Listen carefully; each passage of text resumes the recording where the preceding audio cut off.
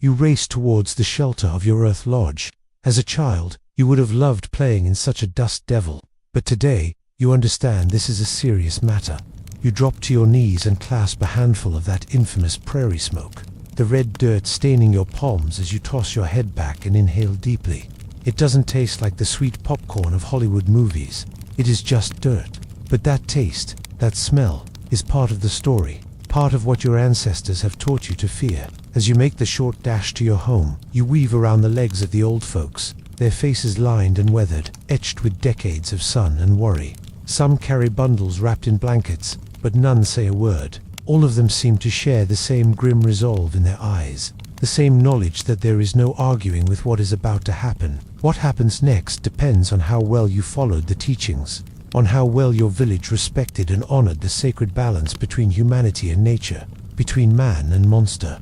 If you have been a good person, if you have respected the rules and customs, maybe, just maybe, the sky serpent will pass over you. Perhaps it will even spare some of your neighbors, but there is no guarantee. It is entirely possible that today is the day you die.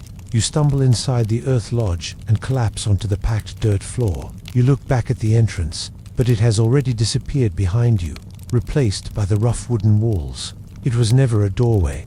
It was a hatch, one that opens to the sky, leading up to the opening in the roof. In moments like this, that opening was a source of light and air. Today, it is a gaping maw ready to swallow you whole.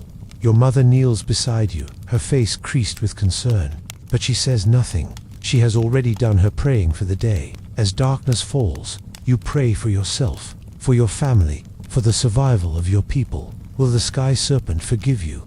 Only the dirt-caked sky above can answer that question. You huddle with the rest of your family. Your father tells stories of past sky serpents, of villages lost and lessons learned. The stories aren't pleasant, but they are necessary. Fear is a powerful motivator. You must know what you are afraid of.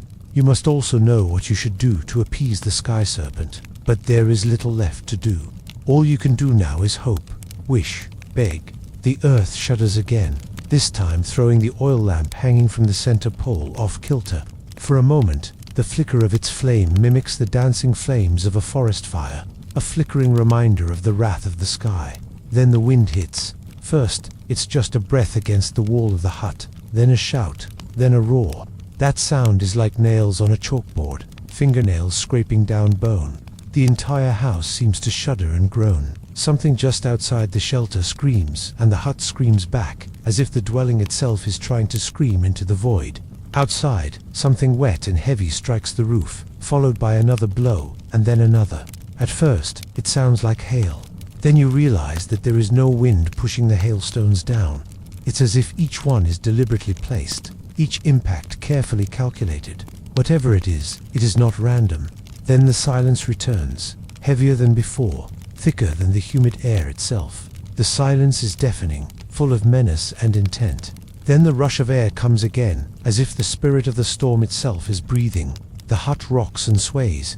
More wet thuds pound the roof. Something crashes through the roof and lands inside the hut. You dive instinctively for cover. When you dare to look up, you see a beam of blue sky framed in a hole ripped cleanly through the thatched roof. It's too small to be a human, too large to be anything else. The wind screams again. That is not wind. That is the voice of the sky serpent, raw and terrible, echoing within your shelter. Then a crash and a thud. Something heavy lies just beyond your reach in the gloom of the hut. Is it a neighbor, crushed beneath a fallen beam? Or is it something else, something from the maelstrom of the sky? You peer closer. The shape stirs. It coughs, a sound like grinding stone on dry bone. Then it speaks in a voice that sounds like stones skipping across a dry lake bed. "Are you injured?" it asks. The voice is raspy, inhuman. It is the sound of stones tumbling down a mountainside. But the voice does not seem angry. It is inquisitive, almost childlike. "I am here," you reply in your native tongue. The voice hisses, then stills. Silence reigns once more. Maybe it has passed over you. You peek out of the hatchway. Nothing meets your eyes but darkness and the gaping hole in the roof. Did it take someone with it? Will anyone be missing when the storm is over? Then the smell hits you. It's earthy, metallic, like the scent of ozone after a lightning strike. But there has been no lightning. Where is it coming from? it's coming from you. The blood trickling from a cut on your forehead has dried in the humidity. You touch it gingerly and pull back your hand. It's covered in that same red dirt you put in your mouth earlier. You smear some of the dirt on the cut and suddenly your vision clears. You remember, before you entered the hut, you looked up and inhaled deeply. You tasted the sky. It was raining. Now you smell it on your hands, the metallic temps of blood, the earthy scent of rain. The wound on your head throbs. The sky bled a little when it hit you, and you have a gift. The sky serpent chose you. Right now, every member of your tribe is likely suffering the same injury, a bleeding testament to the fact that they are alive. In a sense, you are all injured together, all marked by the sky serpent.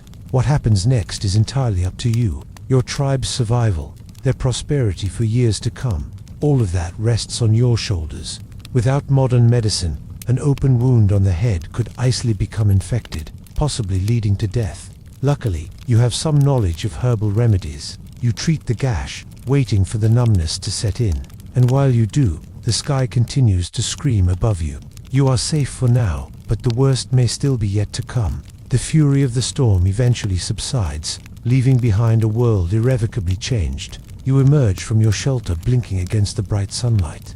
It's as if the sun itself has grown brighter in the aftermath. The air is cooler now, washed clean by the deluge you felt on your head.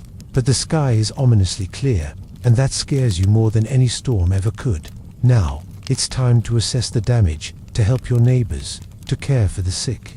The community pulls together, sharing what little food they have left, tending to the injuries brought on by the storm. The days that follow are filled with hard work and quiet fear.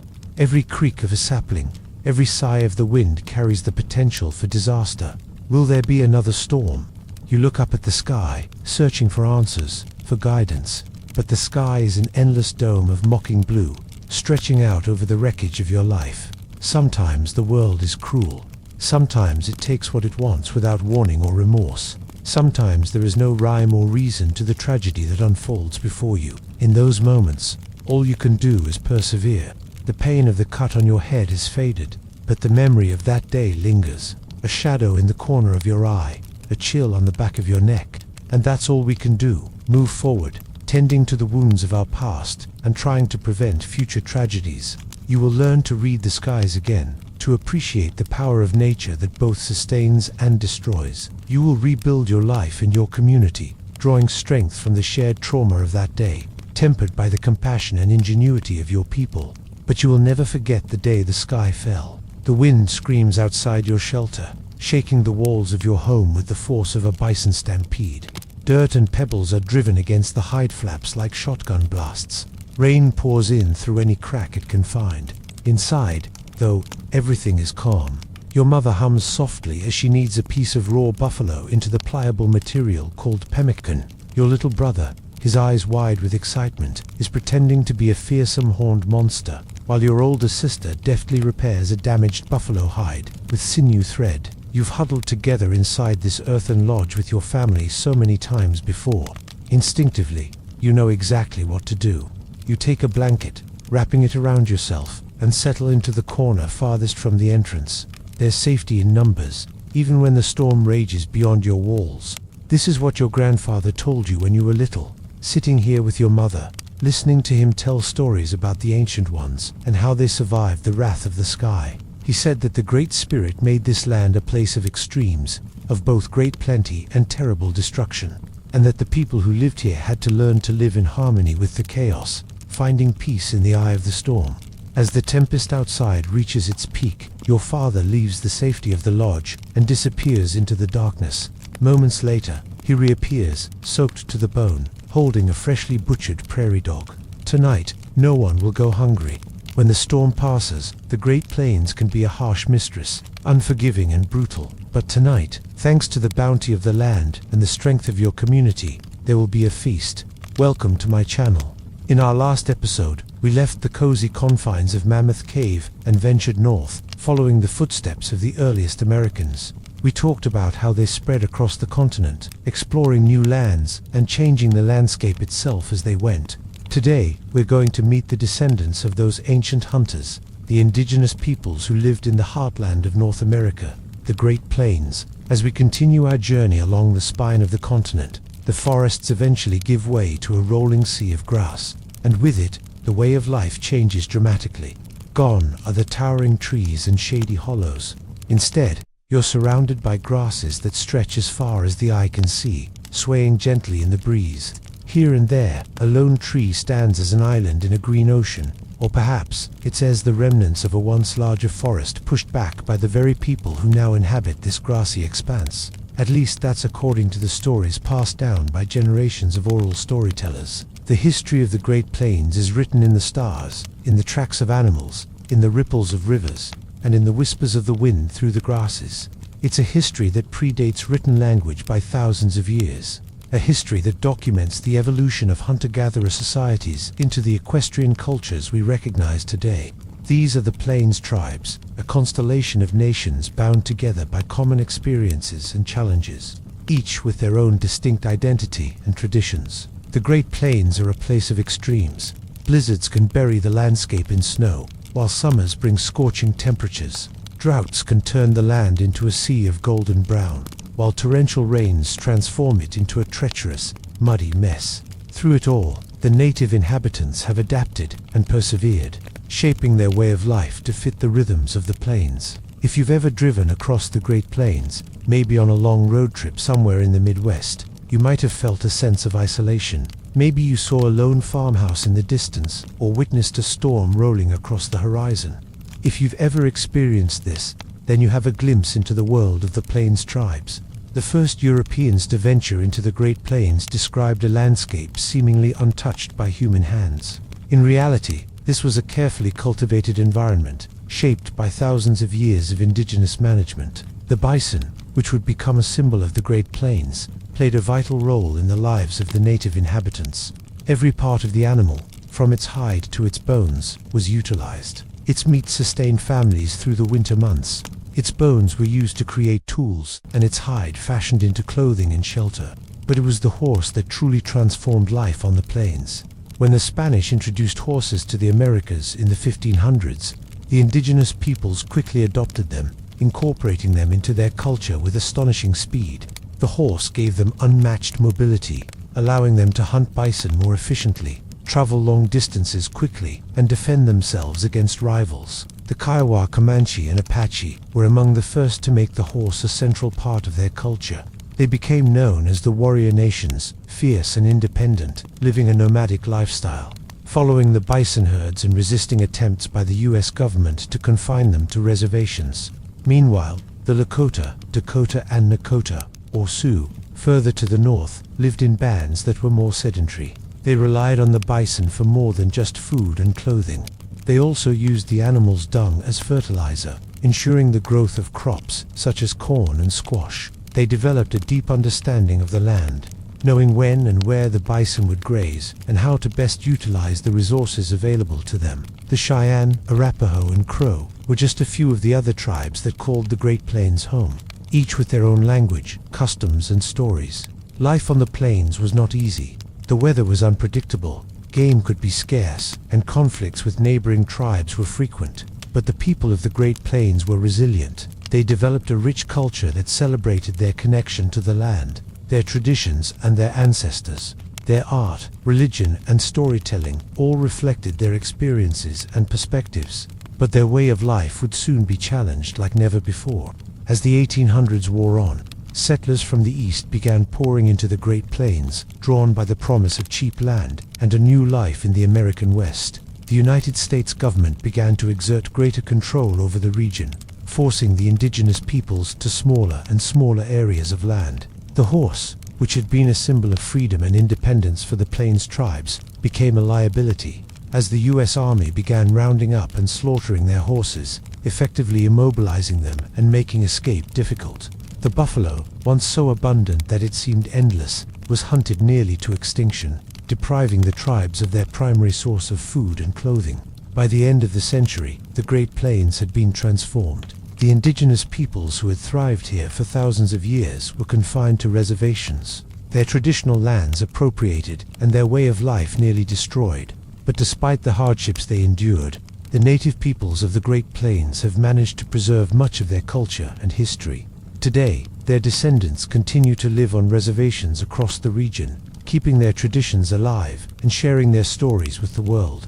As you emerge from your shelter after the storm has passed, the world seems new and clean. The air is filled with the scent of wet soil, and the distant rumble of thunder still echoes in your ears. This is your home. The Great Plains, the endless sky above you, and the boundless grass beneath your feet are a constant reminder of your connection to the land, a bond that has been forged over thousands of years. In the distance, you see a lone figure riding a horse. The horse, a magnificent creature, its muscular body rippling beneath its sleek coat, rears up on its hind legs, snorting and pawing the ground. The rider, a Native American, sits tall in the saddle, his weathered face creased into a wide grin. His eagle feather headdress, a symbol of his bravery and wisdom, streams behind him in the wind. As the sun climbs higher in the sky, you feel the warmth on your skin, a welcome change from the biting cold of the recent blizzard. The wind, which yesterday threatened to tear apart your home, now whispers softly through the grasses, carrying with it the sweet song of a meet. The endless expanse of the plains stretches out before you, a sea of undulating green, punctuated by the occasional lone tree or grazing herd of bison. The buffalo, with their shaggy coats and massive heads, move across the land like living tanks, their hooves drumming a primal rhythm on the hard-packed earth. You watch as a young calf stumbles, almost separated from the herd. An older female turns back, nudging the calf gently forward with her broad nose, until it rejoins the safety of the group. As the day wears on, you hear the distant sound of drums echoing across the plains. The rhythmic thump, thump, thump carries with it the pulse of your ancestors, a heartbeat that has echoed across generations. You know that somewhere out on the horizon, your people are gathering, coming together to celebrate, to mourn, to tell stories around a flickering campfire under the vast star-studded sky.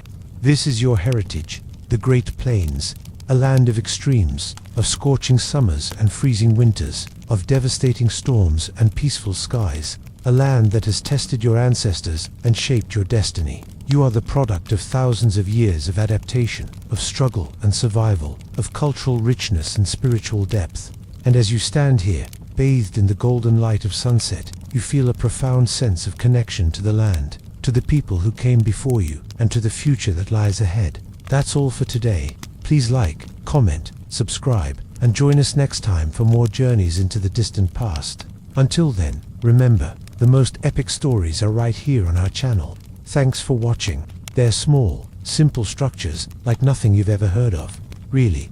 But in 2018, archaeologists found a whole bunch of them buried underneath a Native American site called Telsey, which is located in the state of Kansas. And in the process, they basically uncovered a prehistoric city. I mean, sure, if you're like me, the first thing you might do after reading that is go to Wikipedia to figure out what a tell is.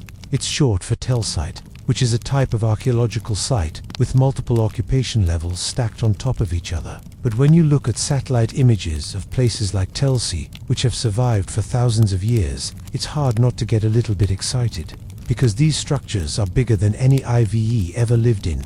But while it would be fun to imagine life at Telsey as something like the Lord of the Rings, where everybody lives in hobbit holes, except instead of hobbits, it was indigenous people, and instead of rings, they had corn. In reality, the dwellings found at these sites are probably more like a super low-budget Lord of the Rings, where Bilbo Baggins decided to move in with the extended family, got sick of everyone's crap, and made a bunch of tiny houses. Today, we'll be talking about these low-budget, pre-Columbian dwellings, otherwise known as earth lodges. So let's jump in. In the United States, Canada, and Mexico, there are at least 300 sites with these kinds of earth lodges, although it's possible there are thousands more waiting to be discovered. For the most part, they've read pretty easy to miss, since they usually only about 3 meters wide and 6 meters long. Plus, they tend to blend in with their surroundings. Plus, they're kind of hard to find because they're underground. That's right. These buildings are technically classified as semi-subterranean structures, meaning they're only partially below the ground. This is especially true of the ones at Telsey, which are about 1/3 subterranean.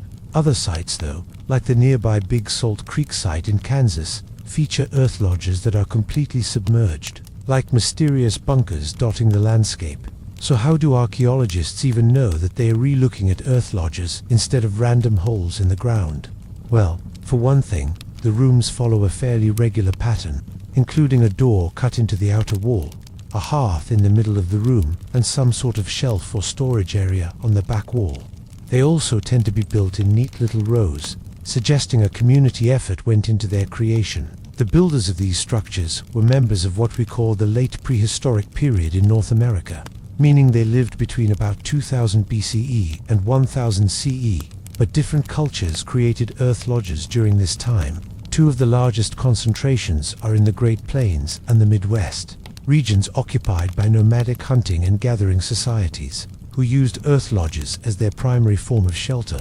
Now, it's important to remember that nomadic and shelter are not mutually exclusive terms. Nomads need places to stay. They just don't always stay put. That's why Telsey is so weird, because despite its size, researchers believe the settlement was occupied by nomads, specifically the ancestors of the modern Kanza tribe, who used the site intermittently for centuries, but never had more than a few hundred people living there at once. And that's pretty crazy considering how big the place is. According to archaeologists, each adult male in the village had his own house, resulting in a sprawling neighborhood of hundreds of individual dwellings covering about 40 hectares of land. The locals probably arrived at Telsey and other similar settlements after a long journey, following herds of buffalo across the Great Plains and bringing their entire house with them. Because, unlike your average nomad, the Kanza weren't wandering around in tents or teepees. Instead, they carried around fully enclosed houses made of wood and covered in earth. Archaeologists aren't exactly sure how they transported them, but the homes are sturdy enough to survive long journeys, which is why many have been found in such good condition. The moving process must have involved teamwork, planning, and patience, which is also how they constructed them. Unlike more permanent buildings, earth lodges could be taken down and rebuilt in a relatively short amount of time, thanks to the fact that they're only held together with wooden stakes and reeds. So before dismantling their current home, the Kanza probably spent a few days gathering materials like mud, grass, and clay.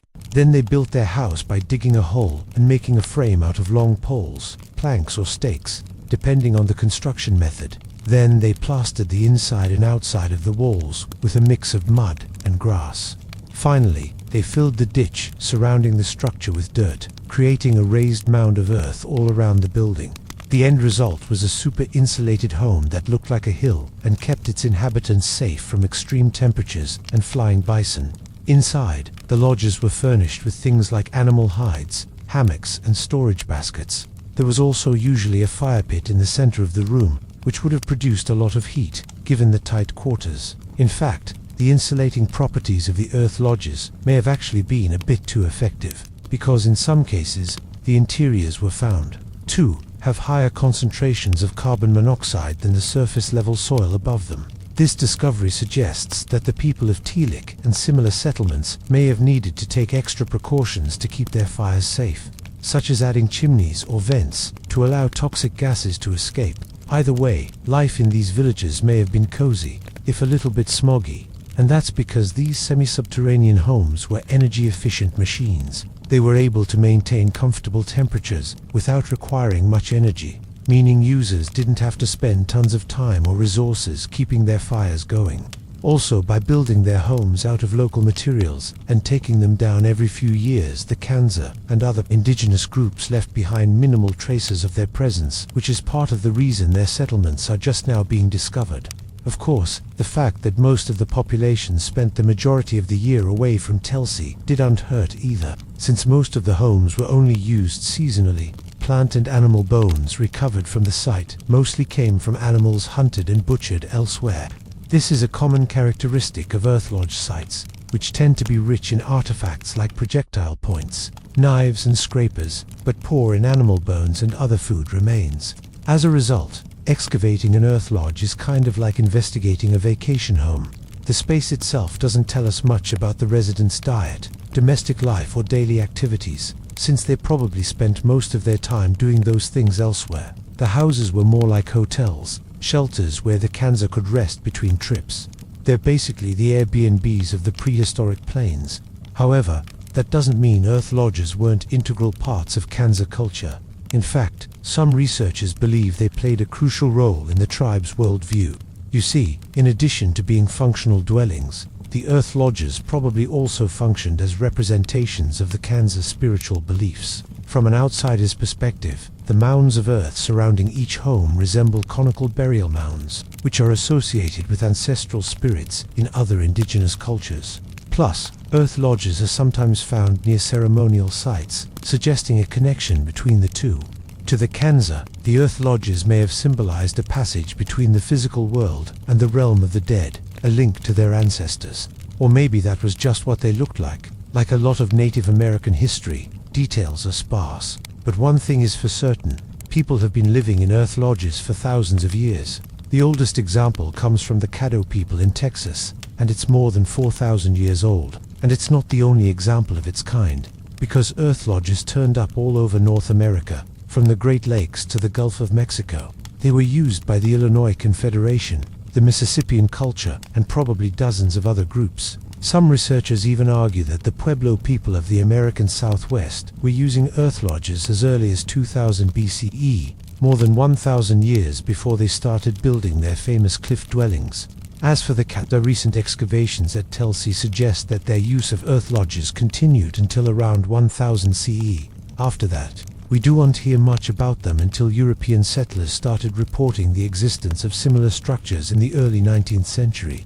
For some indigenous groups, earth lodges were a thing of the past. For others, like the Kansa, their story was just beginning. Hi, everyone.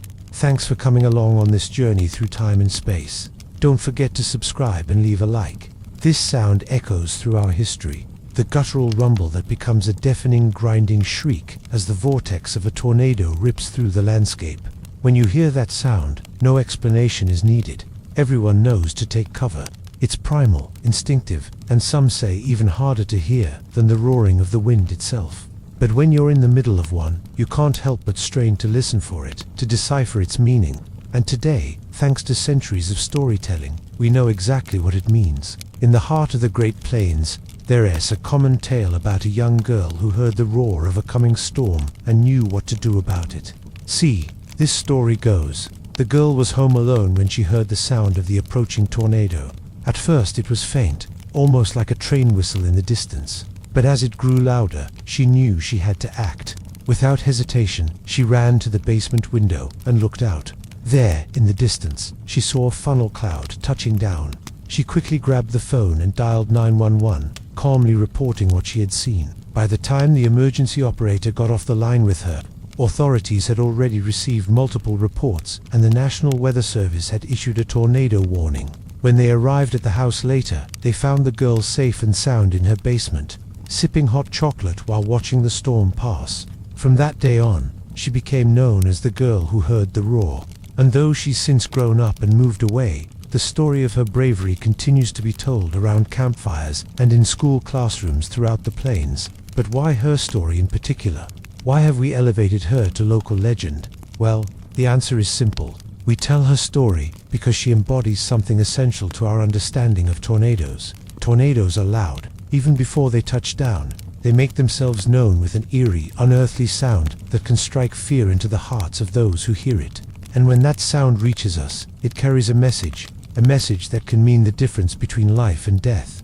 In the Great Plains, the roar of the wind has been a part of life for as long as anyone can remember, and with that comes a deep understanding of its language. Over the years, generations of storm chasers, meteorologists, and everyday folks have learned to listen closely to the wind, to decipher its meaning, and to use that knowledge to stay alive. As a kid growing up in the Oklahoma Panhandle, I spent countless hours listening to my grandfather tell stories about tornadoes. He was a farmer and a rancher, a man who made his living off the land, and he had a deep respect for the power of the storms that rolled through every spring. According to him, you could hear a tornado coming long before you could see it. And if you listened closely, it would tell you everything you needed to know. When I was younger, I didn't really understand what he was talking about. To me, a tornado sounded like any other loud, scary storm. But as I got older, I started to realize that there was more to the sound than met the ear.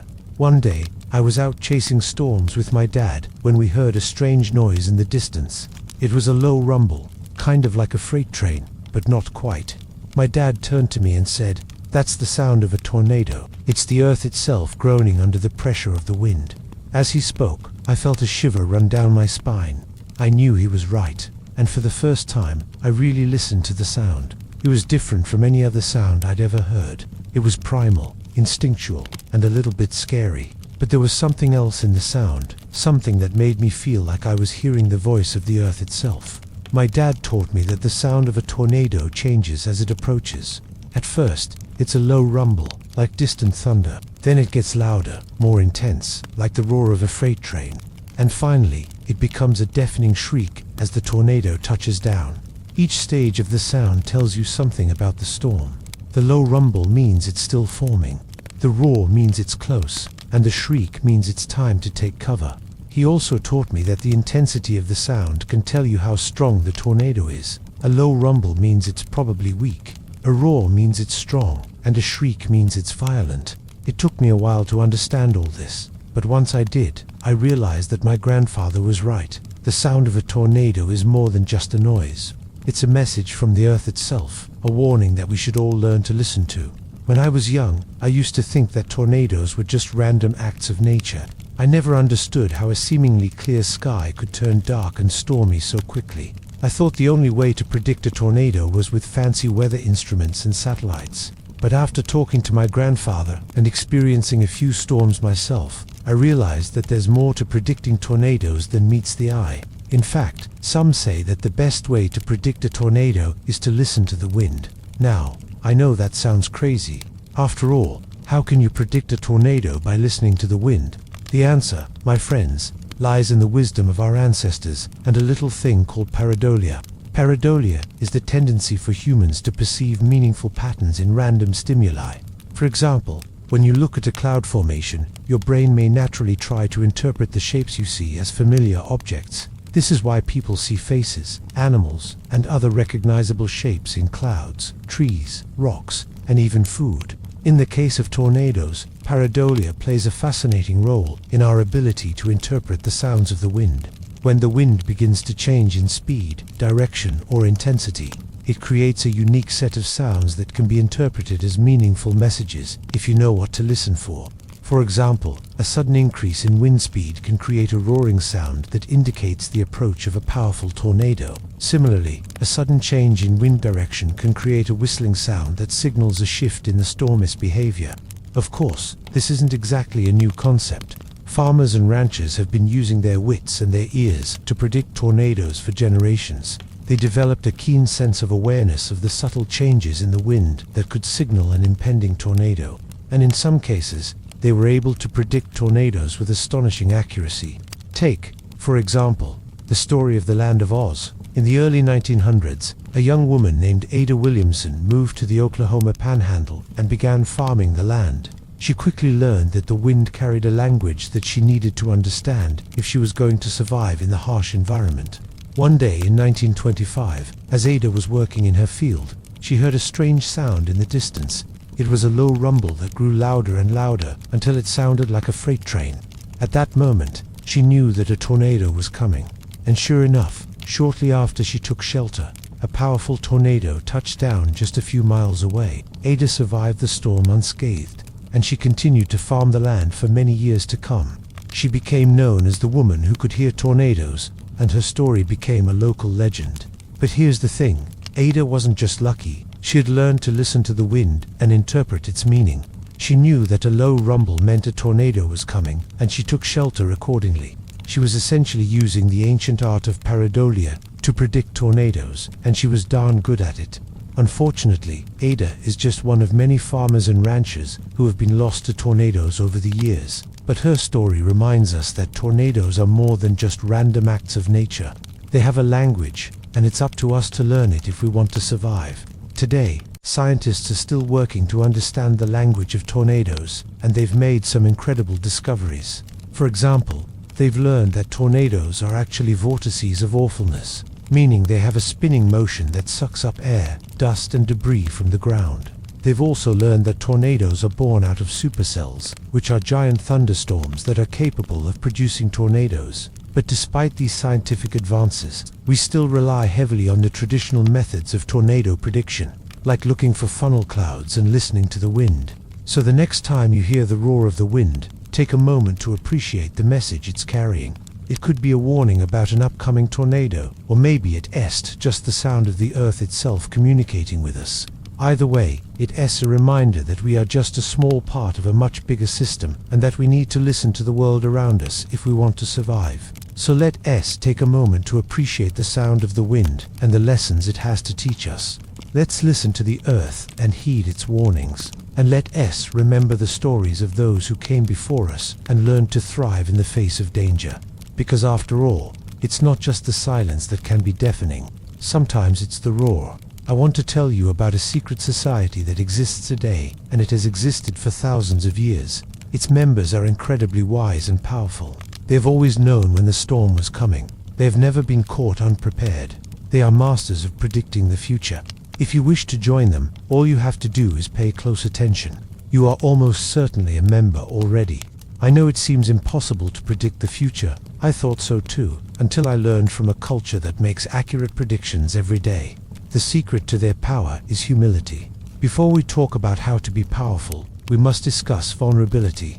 Vulnerability is painful. Vulnerability is scary. We usually try to avoid it, and yet vulnerability is also where our power lies. Vulnerability allows us to connect. It allows us to empathize with others. It allows us to grow. As humans, we crave connection, yet we spend most of our time trying to protect ourselves from vulnerability. We disguise ourselves as something we think others want instead. We pretend to be okay when we aren't. We try to fit into a box we've been told we belong in. And because we pretend we're okay when we're really struggling, we miss the most important opportunity for connection. Our disconnection makes us weak. It prevents us from growing. Vulnerability is where we begin to understand how truly powerful we are. Many of us grew up being told that someone is going to love you for who you are, but that's not how the world works. Someone is going to love you for what you bring to the table. If you show up empty-handed, no one will care. If you bring your authentic self, if you're vulnerable, you will inspire love. Brown writes, "Vulnerability is the cornerstone of all emotions. If we numb vulnerability, we numb all emotions." Let me repeat that. If we numb vulnerability, we numb all emotions. Numbing vulnerability prevents us from feeling anything, good or bad. It's hard to feel anything when we're disconnected.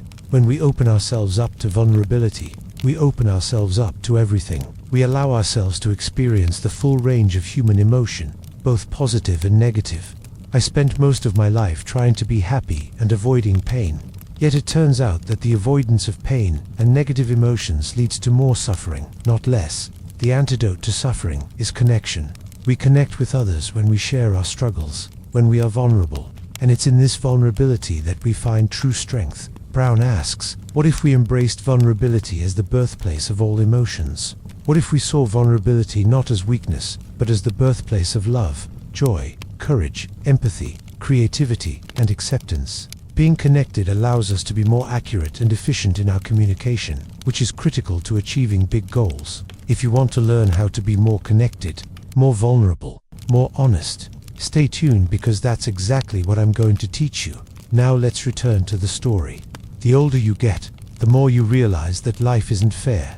When you're young, you're told fairy tales about how, if you work hard, good things will happen to you.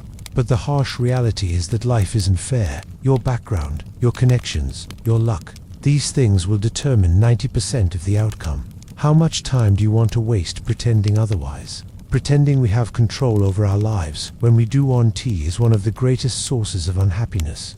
There's nothing wrong with recognizing reality and accepting that we don't have control over everything. When we accept this reality, we become freer. Why? Because when we stop fighting reality, when we stop trying to change things that we can't change, we can focus on the one thing that we can change. This one thing is our attitude towards the situation, our response to whatever we're experiencing. We always have a choice in how we respond. Stoicism teaches us that some things are in our control and others are not. We can choose to be happy regardless of our circumstances. Epicurus wrote, "Some people say there is nothing in the nature of man which elevates him above other animals.